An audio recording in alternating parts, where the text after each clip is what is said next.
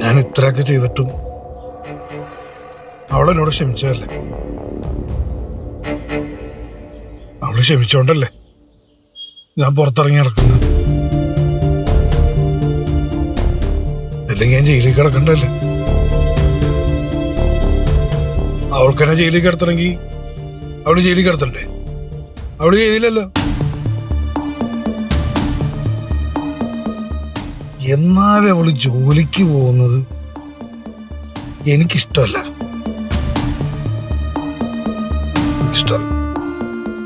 എന്റെ സമാധാനം നഷ്ടപ്പെടുത്തുന്ന കാര്യങ്ങൾ ചെയ്യാൻ ഞാനെന്തിനു സമ്മതിക്കണം? അവളുടെ ജോലി എങ്ങനെയെങ്കിലും ഇല്ലാതാക്കണം. അത് ഞാൻ തന്നെ ചെയ്യണം. ഇനി ആരെയും വിശ്വസിച്ചിട്ട് കാര്യമില്ല.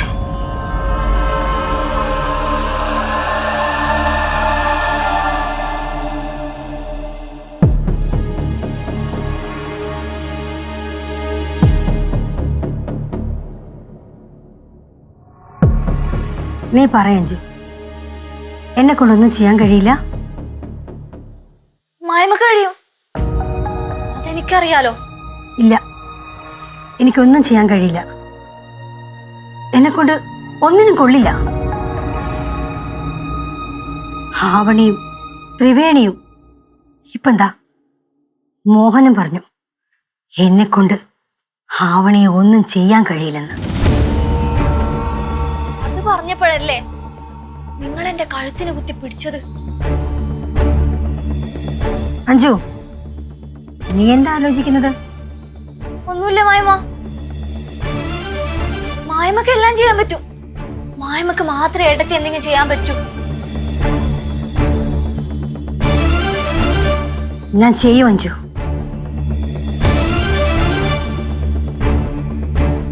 ഞാൻ എന്തെങ്കിലും ചെയ്യും. ഞാൻ ആദ്യമായിട്ടാണ് ഇങ്ങനെ തകർന്നിരിക്കുന്നത്.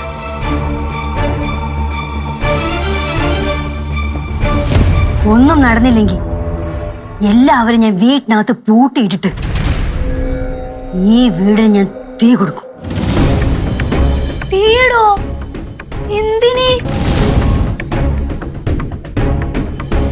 എനിക്ക് അവളുടെ മുമ്പിൽ തോറ്റിട്ട് ആരുടെ മുന്നിലും പോകാൻ പറ്റില്ല. അങ്ങനെ സംഭവിച്ച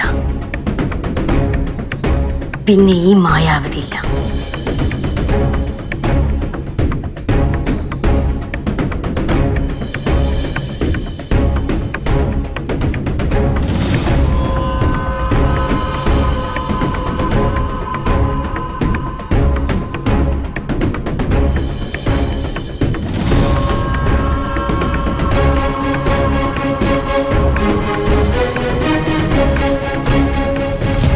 വല്ലാണ്ടിരിക്കണേ, കഴുത്തുകാരെ പിടിച്ച ഈശ്വരേട്ടനല്ലേ പറഞ്ഞത് മായമക്ക് ചെറിയ വട്ടുണ്ടെന്ന്? ആ ലേശം, കുറച്ച്. ചെറിയ വട്ടൊന്നുമല്ല, നല്ല മുഴുത്ത വട്ട. എന്നെ ഇത്രയും നേരെ അവിടെ പിടിച്ചിരുത്തേക്കുമായിരുന്നു. എപ്പ കഴുത്തിന് പിടിക്കുന്നു വിചാരിച്ച് ഞാൻ പേടിച്ചിരുന്നതാ. സത്യം പറഞ്ഞാലേ അത് പേടിച്ചിട്ട് ഞാൻ അങ്ങോട്ട് വരാതിരുന്നു. വീടിന് തീയിടുന്നൊക്കെ പറഞ്ഞേക്കുവാ. ഇങ്ങനെ പറഞ്ഞ എന്നാ പിന്നെ ചെയ്തിരിക്കും. ഇല്ല, നിന്റെ ഭാര്യ ആയതുകൊണ്ട് പറയുന്നല്ല, കൊമ്പത്തായിരുന്നു തുടക്കം മുതൽ തന്നെ. പക്ഷെ ഇപ്പോ ആവണി പുല്ലിന്റെ വില പോലും കൊടുക്കുന്നില്ല. അതിന്റെ ഒരു അങ്കാളിപ്പൊക്കെ ഉണ്ട്. അതാണ് ഇങ്ങനെ പ്രാന്ത് പോലെയൊക്കെ കാണിക്കുന്നത്. ആ തോറ്റ് ശീലമാകുമ്പോ അതങ്ങ് ശരിയായിക്കോളും. അതുകൊണ്ട് ഞാനിപ്പോ മൈൻഡ് ചെയ്യാറില്ല. അഞ്ചും ചിൽ മൂടിലങ്ങ് എടുത്തേക്കുന്നു. Don't worry, be happy. മായമ്മക്ക് മാത്രല്ല, അവരുടെ കൂടെ കൂടി ഇങ്ങേർക്ക് മുഴുത്ത വട്ടായി എന്നാ തോന്നുന്നത്. എന്റെ പൊന്നു പ്രകാശേട്ടാ, ചെകുത്താനെയും കടലിന്റെ നടുക്കാണ് ഞാൻ. എന്തുപറ്റി? നിങ്ങളുടെ കുഞ്ഞമ്മയില്ലേ, അവരെപ്പ സന്തോഷിക്കും, എപ്പ സങ്കടപ്പെടും, എപ്പ എന്റെ കഴുത്തിന് കുത്തിപ്പിടിക്കുന്ന അറിയാൻ പറ്റാത്ത അവസ്ഥയിലാ ഞാനേ കുറച്ച് ദിവസം എന്റെ വീട്ടിൽ പോയി നിന്നാലോ എന്ന് ആലോചിക്കുക. ഏയ്, നീ പോവരുത്. നീ ഇവിടെ തന്നെ നിക്കണം. നീ ചെയ്തതിനൊക്കെ നിനക്ക് അനുഭവിക്കണ്ടേ? നിനക്ക് ഏട്ടത്തിന്റെ നാശം കാണണ്ടേ? നിങ്ങളുടെ ഏടത്തിയുടെ നാശം കാണാൻ ഇറങ്ങിയിട്ട് എന്റെ പുക പോകുന്ന ലക്ഷണാ ഞാൻ കാണുന്നത്. നിങ്ങളുടെ കുഞ്ഞമ്മയെ വലിയ ബിൽഡപ്പ് ഒക്കെ ഇട്ടിട്ട് ഇപ്പൊ കിളി പോയി നടക്കുക. എടി, ഒരാളെ കഷ്ടപ്പെട്ട് നേടിയ ജോലിയെ നിന്നെ പോലെ ഒരു പണിയില്ലാത്തവരും വിചാരിച്ചാലേ അങ്ങനെ കളയാൻ പറ്റൂല. എടി, നിന്നെ ഞാൻ കെട്ടിപ്പോയതുകൊണ്ടും എൻ്റെ മോളുടെ അമ്മ ആയതുകൊണ്ടും ഞാനൊരു ഉപദേശം നിനക്ക് തരാം. ഈ സ്വഭാവം നീ ഒരിക്കലും മാറ്റാൻ നിൽക്കുക.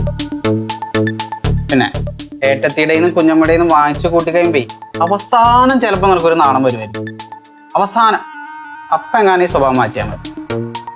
നിങ്ങൾ എന്നെ കളിയാക്കാതെ പോയേ. എടി, ഞാൻ കളിയാക്കിയതല്ല, സത്യം പറയാലോ അഞ്ചു. നിന്നെ ഇവിടെ പന്ത് തട്ടണ പോലെ തട്ടണത് കാണുമ്പോ എനിക്ക് നല്ല സങ്കടമുണ്ട്. പക്ഷെ നീ ഇതിനൊക്കെ അനുഭവിക്കണം അഞ്ചു. അതുകൊണ്ട് മാത്രം ഞാൻ ഇതൊക്കെ കണ്ടില്ല എന്ന് വയ്ക്കുന്നു.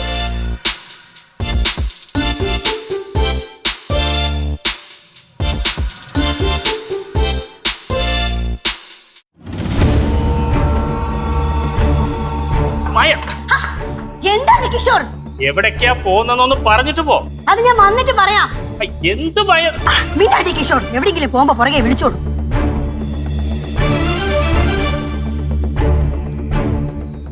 എന്ത് പറ്റി കൊച്ചാ? കുഞ്ഞമ്മ എങ്ങോട്ടാ പോയേ? എനിക്കറിയില്ലെന്ന്. റൂമിലിരിക്കുമ്പോ ഒരു കോള് വന്നു. കോള് കഴിഞ്ഞാൽ എടി പൊടിയുന്ന ഡ്രസ്സ് മാറ്റി ഒരൊറ്റ പോക്കാണ്. ചോദിച്ച വാ തുറന്ന് പറയണില്ല. പോക്ക് കണ്ടിട്ടേ എന്തോ കാര്യമായ പ്രശ്നമുണ്ട്. ഉറപ്പാ, എന്തോ കാര്യമായിട്ട് എന്നെ പ്രശ്നം.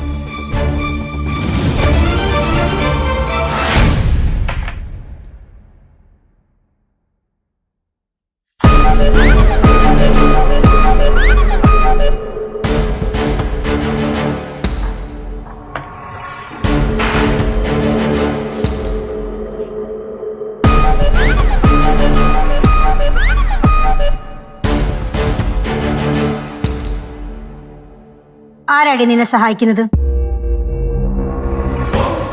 ഇത് ഡ്യൂട്ടി സമയമാണ്, നിങ്ങളൊന്ന് പോയേ.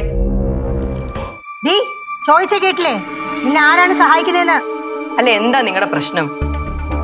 കുറച്ചു ദിവസം മുന്നേ വരെ എന്റെ ജോലി കളയണമെന്നും പറഞ്ഞു ഓരോരുത്തരും ഇങ്ങോട്ട് പറഞ്ഞു വിടലായിരുന്നു നിങ്ങളുടെ പണി. ഇപ്പൊ കുറച്ചു ദിവസമായിട്ട് അത് കാണുന്നില്ല. അപ്പൊ ഞാൻ ഓർത്ത് തോറ്റെല്ലാം നിർത്തിയെന്ന്. ഇപ്പൊ വീണ്ടും തുടങ്ങിയോ? നീ കൂടുതൽ ഓവർ സ്മാർട്ട് ആവല്ലേ? ചോദിച്ചതിന് മാത്രം മറുപടി പറഞ്ഞാൽ മതി. നിന്റെ പിന്നിൽ ആരോ ഉണ്ട്. അതാരാണെങ്കിലും ഈ മായാവതി കണ്ടുപിടിച്ചിരിക്കും. മാഡം, അകത്തേക്ക് ഇരിക്കാം, വരൂ.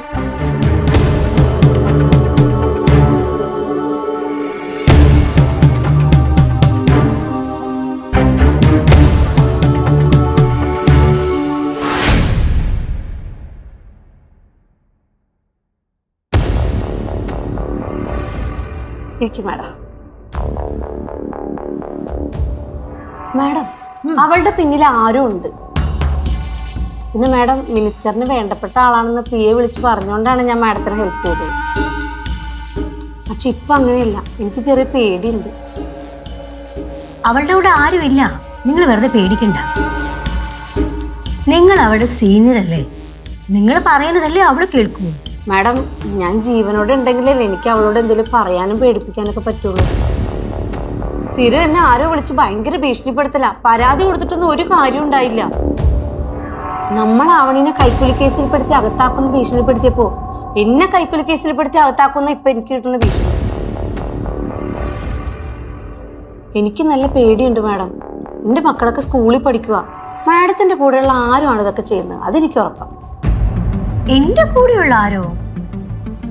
അതാരാ? ഏയ്, അങ്ങനെ ആരും ഇല്ല. ആ, മോഹൻ അതവളുടെ ഹസ്ബൻഡാണ്. ഏയ്, അവൻ അങ്ങനെ ഒരിക്കലും ചെയ്യില്ല.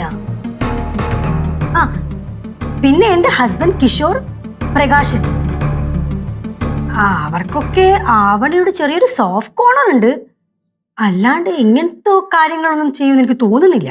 എനിക്ക് തോന്നുന്നേ അവരൊക്കെ തന്നെ ആയിരിക്കുന്ന. നമുക്കത് എന്തായാലും കണ്ടുപിടിച്ചേ പറ്റുള്ളൂ മാഡം. മാഡം, ഇന്ന് കഴിഞ്ഞ ദിവസം എന്റെ വീട്ടിലെ ഡ്രോയർ തുറന്നപ്പോഴേ നിറച്ചും പൈസ കണ്ടപ്പോ സത്യം പറഞ്ഞ ഞാൻ ഞെട്ടിപ്പോയി. എന്റെ ഹസ്ബൻഡ് കൊണ്ടെന്ന് വെച്ചതായിരുന്നു. എന്റെ സ്വന്തം വീട്ടിലാണെങ്കിൽ പോലും പൈസ കണ്ട എനിക്കിപ്പോ പേടിയാ. കൈക്കൂലി കേസിലെങ്ങനെ അകത്തായ പിന്നെ ജീവിച്ചിരുന്നിട്ട് ഒരു കാര്യമില്ല മാഡം. നിങ്ങളിങ്ങനെ പേടിക്കില്ലേ, ഞാനില്ലേ, ഞാൻ വേണ്ടതുപോലെ ചെയ്തോളാം. മാഡം എന്തിനാണ് ഇതൊക്കെ ആവണിനോട് ചെയ്യണമെന്നൊന്നും എനിക്ക് അറിയില്ല. ഞാൻ ചോദിച്ചിട്ടുമില്ല. എനിക്കിനിയോട്ട് അറിയാൻ വേണ്ട.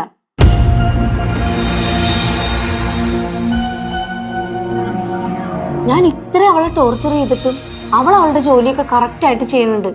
എനിക്ക് അവളുടെ കാര്യത്തിൽ നല്ല പേടിയുണ്ട്.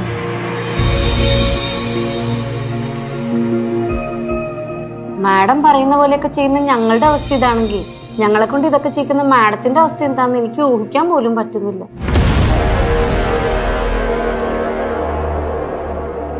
എന്ത് ചെയ്തിട്ടാണെങ്കിലും വേണ്ടില്ല മാഡം, അയാളെ പിടിക്കണം. അതുവരെ ഞാൻ ആവണിനെ ശല്യപ്പെടുത്തൂല. Sorry madam.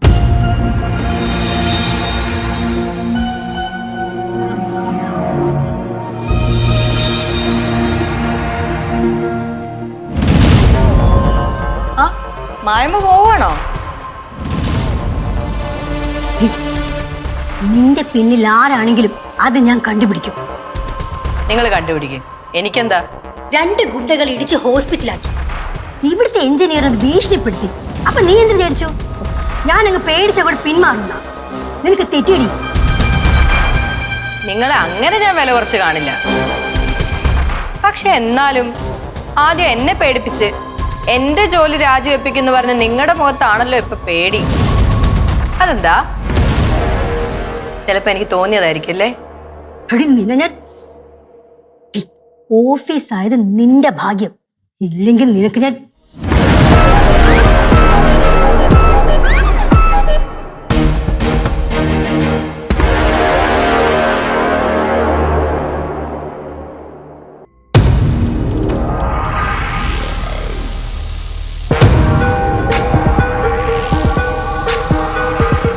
മായ എന്തെങ്കിലും ഒന്ന് വാ തുറന്ന് പറ.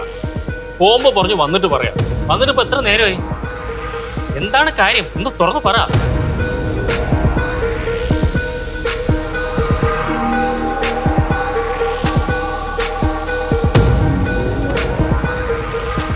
എന്തുവാ ടീഷർട്ടാ? മായമ്മയ്ക്ക് വയ്യേ? തല കുണിച്ചിരിക്കുന്നു. എന്തെങ്കിലും ബുദ്ധിമുട്ടുണ്ടോ?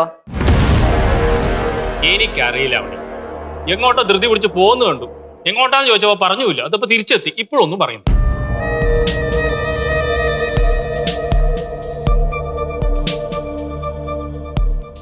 അതെന്താ മായമ്മ പറയാത്തത്?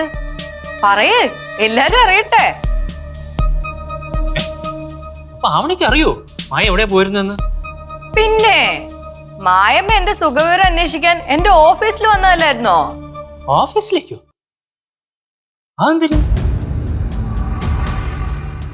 എന്റെ എഞ്ചിനീയർ വിളിച്ചു കാണും അല്ലേ മായമ്മ?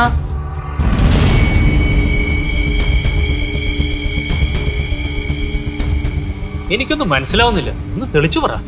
എന്റെ കിഷോറേട്ടാ, മായമ്മ എന്റെ പണി കളയാൻ എന്റെ ഓഫീസിലേക്ക് അയച്ച് സകലർക്കും പണി കിട്ടി. എഞ്ചിനീയർക്കും പണി കിട്ടി. അങ്ങനെ എഞ്ചിനീയർ മാഡം പേടിച്ച് വിറച്ച് വിളിപ്പിച്ചതാ മായമ്മേ. ഇനി മായമ്മ ആ അജ്ഞാതനെ കണ്ടുപിടിക്കുന്നവരെ എഞ്ചിനീയർ മാഡം എന്നെ ഒന്നും പറയത്തില്ല. പിന്നെ മായമ്മ ഇന്നൊരു അത്ഭുതം കൂടെ സംഭവിച്ചു. ഇന്നലെ വരെ എന്നെ എടി വാടി പോടി എന്ന് വിളിച്ചോണ്ടിരുന്ന എഞ്ചിനീയർ മാഡം ഇന്ന് എന്നോട് പറയുക, എന്തെങ്കിലും സഹായം ആവശ്യമുണ്ടെങ്കിൽ പറയണേ മോളേന്ന്. ഞാനാകെ ഞെട്ടിപ്പോയി. പിന്നെ എല്ലാം മായമ്മയുടെ ഐശ്വര്യം.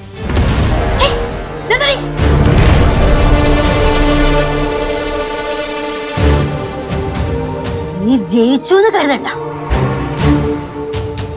എന്റെ മായമ്മ, നമ്മൾ തമ്മിൽ എന്തോന്ന് ജയവും തോൽവിയും? നിങ്ങൾ എന്റെ ജോലി കളയാൻ നോക്കി, അത് നടന്നില്ല. എന്നെ എന്റെ വഴിക്ക് വിട്ടേക്ക്. ഞാൻ എന്റെ ജോലിയും ചെയ്ത് വല്ലയിടത്ത് സമാധാനത്തോടെ ജീവിച്ചോളാം. ചുമ്മാ ആവശ്യമില്ലാതെ ടെൻഷൻ അടിച്ച് ഉള്ള ഷുഗറും പ്രഷറും ഒക്കെ കൂട്ടി അസുഖക്കാരി ആവണ്ട. ഇല്ലടി, ഞാൻ നിന്നെ വെറുതെ വിടാൻ ഉദ്ദേശിക്കുന്നില്ല. ഇത്രയും ദിവസം ഞാൻ നേരിട്ട് കളത്തിൽ ഇറങ്ങാത്തോണ്ടടി നീ എന്റെ മുമ്പിൽ വന്ന് എഴുതിയെന്ന് സംസാരിക്കുന്നത്. ഇനി നീ നോക്കിക്കോ എന്താ സംഭവിക്കുന്നത്.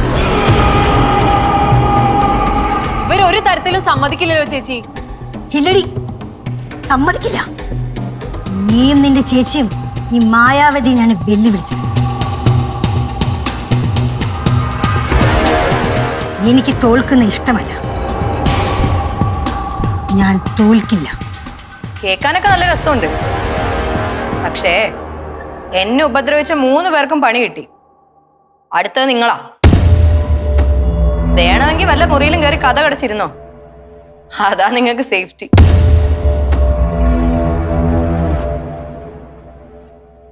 പിന്നെ ഞാനീ പറഞ്ഞതൊന്നും കേൾക്കാതെ ചാടിത്തുള്ളി പുറത്തേക്ക് പോയി വല്ലതും വന്നു ഭവിച്ച അതിന്റെ ഉത്തരവാദിത്തം ഞാൻ ഏറ്റെടുക്കില്ല. ഈശ്വരട്ടാ, പിന്നീട് പരാതിയും പറഞ്ഞു വന്നേക്കരുത്. ഞങ്ങളായിട്ട് മാക്സിമം ഒഴിഞ്ഞു മാറി നടക്കുന്നുണ്ട്. വന്നു കയറി ഓരോന്ന് മേടിക്കരുതെന്ന് സമയം കിട്ടുമ്പോ ഒന്ന് ഉപദേശിച്ചു കൊടുത്തേക്ക്.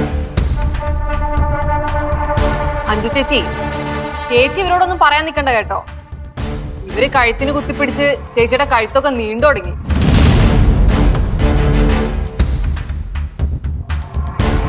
മോളെ ത്രിവേണി, നീ ഇങ്ങനെ ശവത്തി കുത്താതടി. നീ വന്നേ.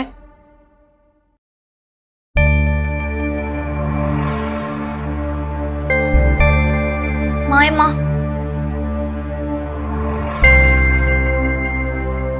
മായമ്മക്ക് ദേഷ്യം പിടിച്ച് എന്റെ കഴുത്തിന് കുത്തി പിടിച്ചാലും സാരയില്ല.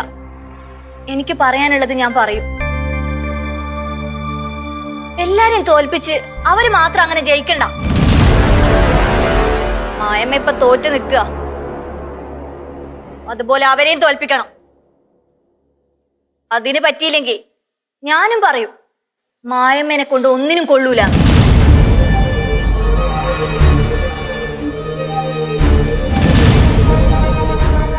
എന്റെ കഴുത്തിന് കുത്തിപ്പിടിച്ചാലും സാരയില്ല മായമ്മ, ഞാൻ അങ്ങനെ തന്നെ പറയും. അഞ്ജു, കടന്നു പോകാൻ.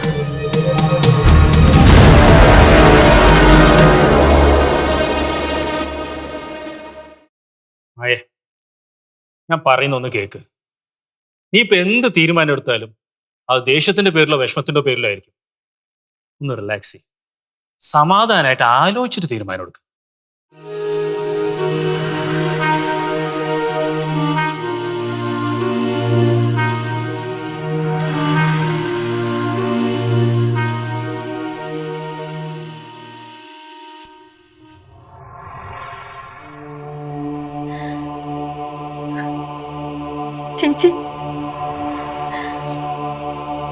ചേച്ചി തോറ്റുപോയതുപോലെ ഞാനും തോറ്റുപോയി. ചേച്ചിക്ക് വേണ്ടി വന്നതാണ് ഞാൻ. പക്ഷെ എന്നെ കൊണ്ടൊന്നും ചെയ്യാൻ പറ്റില്ല.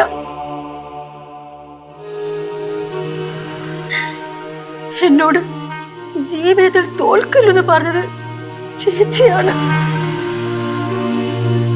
ആ ചേച്ചിയുടെ മരണത്തിന് കാരണക്കാരിയായ അവളുടെ മുമ്പില് ഞാൻ തോറ്റുപോയി.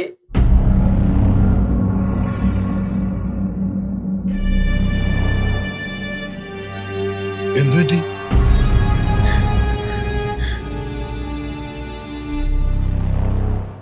മോഹന, നീ പറഞ്ഞില്ലേ എന്നെ കൊണ്ട് കൂട്ടിയാൽ കൂടില്ലെന്ന്. ഇപ്പൊ എന്താ അഞ്ജു, അവളും അങ്ങനെ തന്നെ പറഞ്ഞത്, എന്നെ കൊണ്ടൊന്നും സാധിക്കില്ലെന്ന്.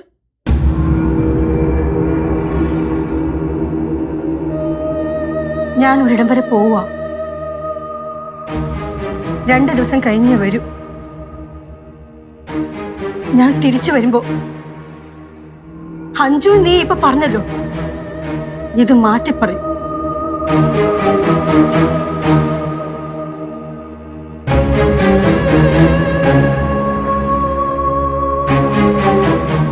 കിഷോർ, ഞാൻ തിരിച്ചു വരുന്നവരെ നിങ്ങൾ ഇവിടെ കാണണം.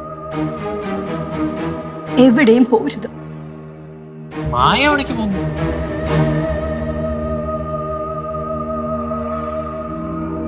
കൂടുതൽ ചോദ്യം വേണ്ട, പറഞ്ഞത് മാത്രം കേട്ടാൽ മതി.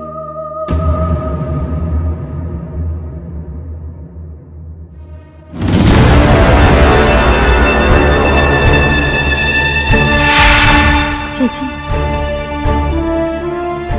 ഞാൻ പോവാ.